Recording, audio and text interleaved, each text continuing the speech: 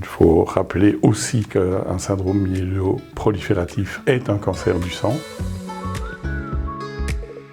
Bonjour, je m'appelle Christophe Vandenbroek, j'ai 55 ans. J'ai été diagnostiqué en 2020 d'une polyglobulite vaqueuse suite à 3 malaises. Et depuis octobre 2023, je suis le cofondateur de l'association NMP Belgique. Bonjour, moi je suis le docteur Azerad et je travaille au CHU Bruckmann en tant que chef de service avec un pôle d'attraction particulier que je voudrais mettre en avant cette année, les maladies myéloprolifératives, notamment la polyglobulite vaqueuse, qui est une maladie qui est en fait pas si rare que ça. La polyglobule vraie, c'est quoi? C'est la moelle qui travaille trop de manière autonome. Dans 95% des cas, on va trouver une mutation qu'on appelle la mutation JAK2. Et cette mutation JAK2, elle n'est pas dès la naissance. Une mutation qu'on acquiert, une mutation qu'on appelle somatique. La maladie a été diagnostiquée suite donc à ces malaises qui m'ont donné l'impression de ne plus être en phase avec le monde autour de moi. Et il s'est avéré que mon hématocrite s'était envolé. La première chose faite a été une saignée. Pour les patients, c'est ça qui est difficile. C'est qu'ils ont des symptômes qui durent déjà depuis un certain temps. Parfois de la fatigue, des étourdissements, parfois même des petites pertes de connaissance. Ça peut arriver surtout, bien sûr, à partir de 60 ans, mais même bien avant. Et un symptôme très typique qui passe parfois pour un problème d'eczéma, un problème d'allergie au savon,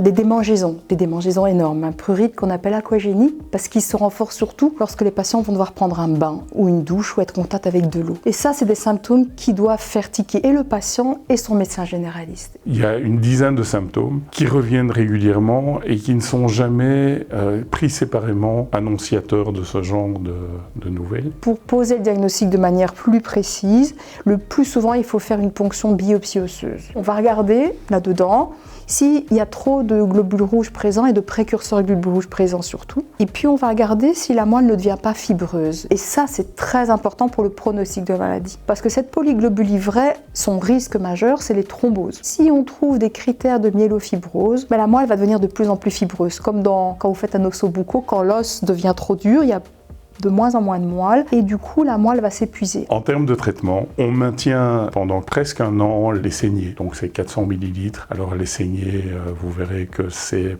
pas pire qu'une grosse prise de sang. On va retirer du sang pour que cette hyperviscosité sanguine diminue.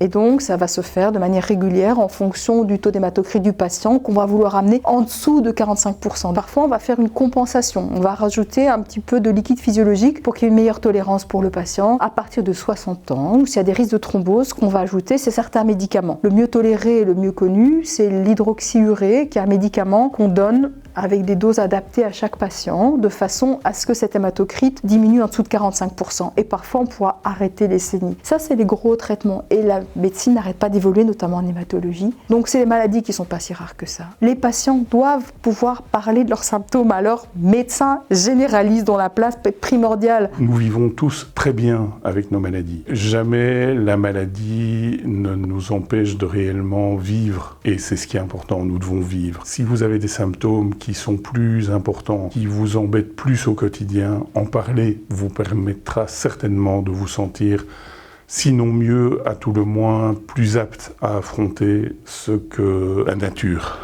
nous a gentiment donné. À côté des traitements médicamenteux, il y a l'hygiène de vie. C'est difficile et donc il faut se faire aider parfois de psychologues. On en a dans nos équipes.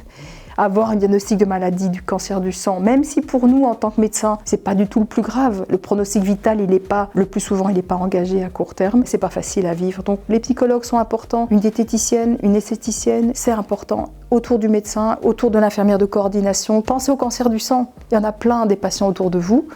Et puis, c'est important de les soutenir moralement aussi. C'est le rôle des patients, de leur famille, des amis, notre rôle à tous. Merci.